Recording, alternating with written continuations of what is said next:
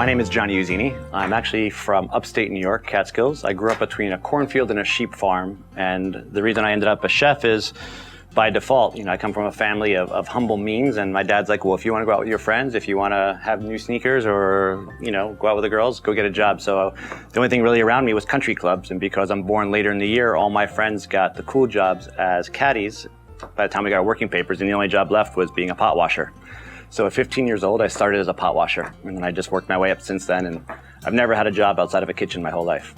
One great moment was winning the James Beard Award. I mean, it's something I had worked for a long time, and it's like the Oscars of our industry. A bad moment would be, I remember one time I was working for François Paillard, and I was in charge of all the wedding cakes, and it was a busy day, and we had a whole team, and we had a bunch of wedding cakes plus all the cakes for the shop, and essentially my assistants would all lay them out, and I would go through and I would glaze them or wrap them, whatever else. And for whatever reason, there was a big chocolate wedding cake, and I went and I glazed it and everything else. It was beautiful. We sent it to the event, and then they called us back. Like, this is amazing. We love our cake, but how do we cut it? Because when we cut it, we never removed the plastic liners around the outside. And Francois chased me around the kitchen for like 2 hours screaming at me in French. So that's a bad moment, but it was because I learned from it. But yeah, sometimes haste makes waste, I guess. I've been part of the Macy's Culinary Council now for, I think, going on 3 years. And it's amazing because it allows us as chefs to connect with people that cook, people that really cook every day at home. So we're able to share tips, techniques, talk about equipment, our preferences.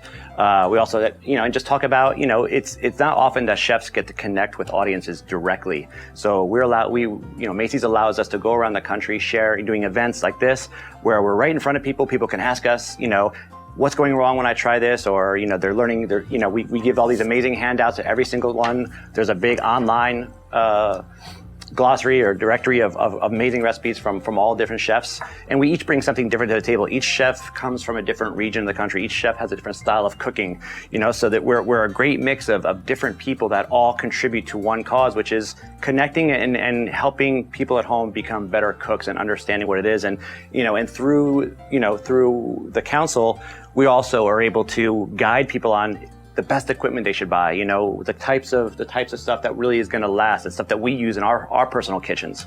So it's just a great chance for us to share, again, recipes, techniques, theory, and just why we do what we do, and it's always fun because, when you get in these one-on-one kind of situations with people, and it's kind of no holds barred. People ask you some funny questions, and it's fun. Like for me, the more awkward it is, the better it is. Like I love that kind of stuff. So we always get a couple people in the audience that have great questions.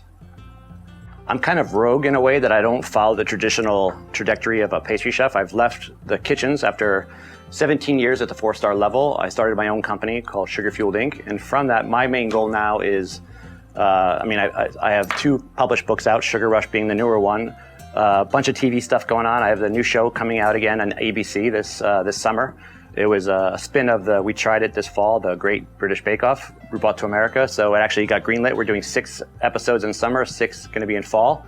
So that's great. But my focus is to build a full-scale bean-to-bar chocolate factory and coffee roaster in the Catskills where I come from.